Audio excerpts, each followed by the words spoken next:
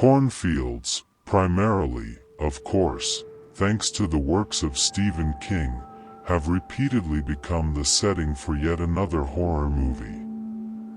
However, sometimes, in reality, something sinister happens, judging by the stories posted on the internet.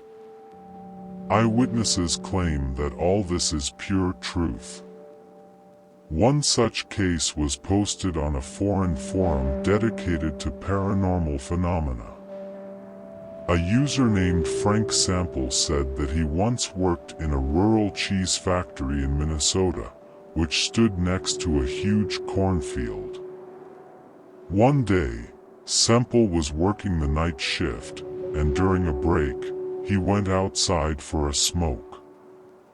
It was a clear night, and little bats were flying back and forth in the air.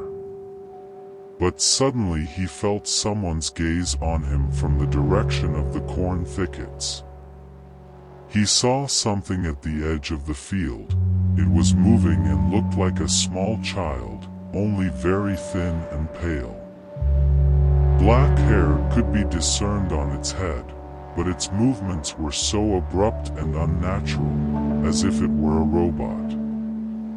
When he looked closer, he saw that it moved different parts of its body, first its legs, then its hips, then its torso, shoulders, neck, and only then its head, which seemed to be always looking back at the cornfield.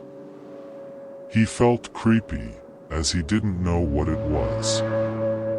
At first he mistook the creature for a large bird like a heron, but then it became clear that it was humanoid, though it did not move like a human.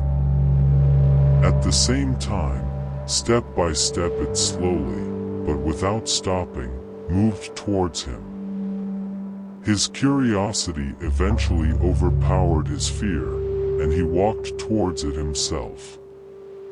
Then it raised its head and looked at him point blank. This caused him to be terrified, and it kept walking, with its face always looking at him. Then suddenly it turned sharply and disappeared into a thicket of corn. After that he tried to look for it among the corn, but it was useless. There was no rustling or movement anywhere, that is, nothing to give away the presence of the creature. He noted, however, that all the lice and early crickets had fallen abruptly silent. A few more minutes passed and all was quiet, but he stood there for another hour or so before finally returning to the cheese factory. He never saw the creature again. The following story came from an Idaho resident, Jennifer Lozanovo, who lived as a child with her mother and stepfather in a rural area near a large cornfield. One day, the girl went out for a walk and walked to where the cornfield bordered a forest. When she was on her way back, she noticed some movement among the trees at the edge of the forest. There was something alive and black. She stopped and looked closely, but it had disappeared. It soon reappeared, however, and this time it came out of the thicket and could be seen in great detail. What she saw that day was not only something completely inexplicable, but it was as if it were true evil in its purest form. The creature's head and neck hung down as if its neck had been broken. In size, it was the size of a child, but it looked somehow skinny, like the bones of its skeleton, and very, very white. It moved extremely fast, and its arms were so long that they reached the ground.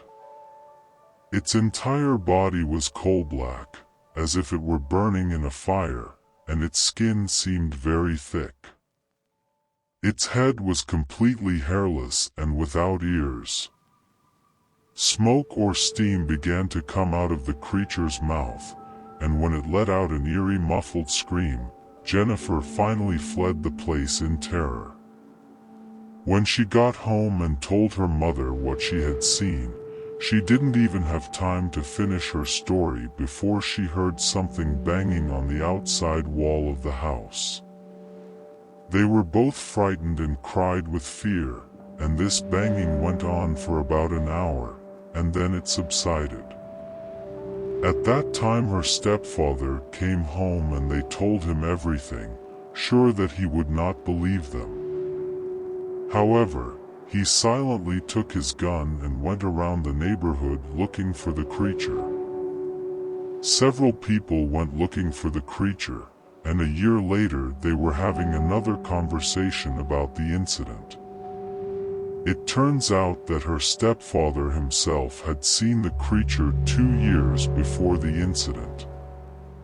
He was in the backyard of the house at the time, and this something was standing next to a cornfield and letting out an eerie scream.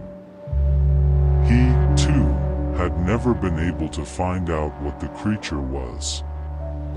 But that same year, other people saw the creature several times in the woods. The last short story came from Illinois, which is also a rural area surrounded by cornfields. A woman was walking down a dirt road past the field with her husband. Suddenly, something ran across the road right in front of them.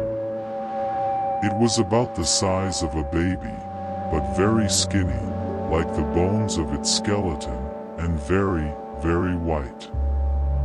It was moving extremely fast. The woman had gone to college and had a Bachelor of Science degree, including knowledge in biology and zoology, but she had never seen anything like it in